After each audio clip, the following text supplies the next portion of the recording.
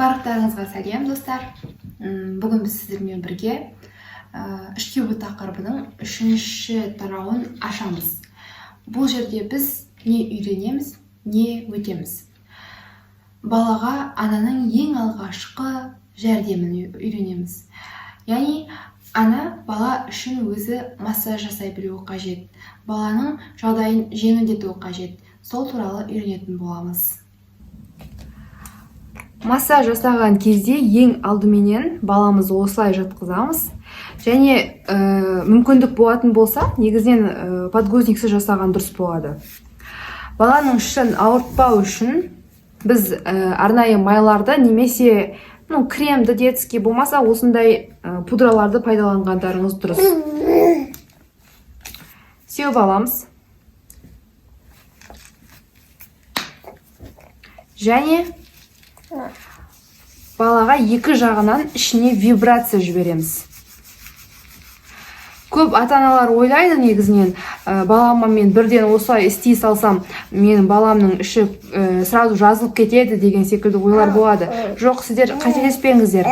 Нәтижеге жету үшін 10-15 минут көлемінде үзбей жасау керек.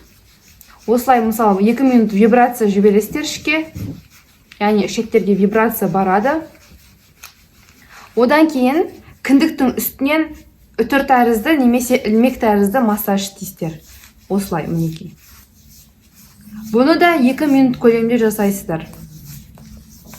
Осылай 1-2 рет істедім, бұл нәтиже керек деген сияқты болмайды.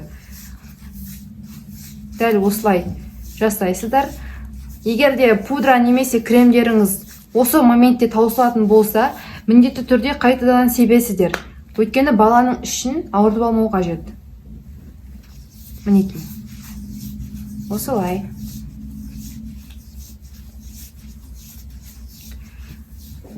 Одан кейін баланың аяқтары. Осылай жасайсыздар. Осы кезде балада газ шыға бастайды. Кәдімгідей рахаттанып тұрып газын шығарады. Одан кейін тағы да вибрация жібереміз ішке. Тағы да 2 минут көлемде ішке вибрация жібереміз. Әрі қарай ілмекті қайталаймыз. 2 минут көлемде қайталайсыздар, дәл осылай.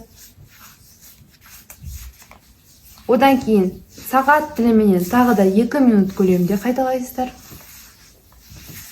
Ішектердің бойымен жасаймыз, жайлап. Қатты басып ішті олай істеудің керегі жоқ. Орташа ауырлықта, яғни орташа істейсіздер. Күшпен. Мінекей осылай. Ішті жайлап.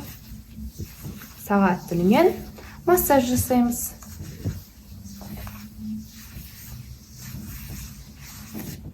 Одан кейін аяқтарын ішке жинап, балаға газды шығаруға көмектесеміз. Осылай. Бай көтереміз.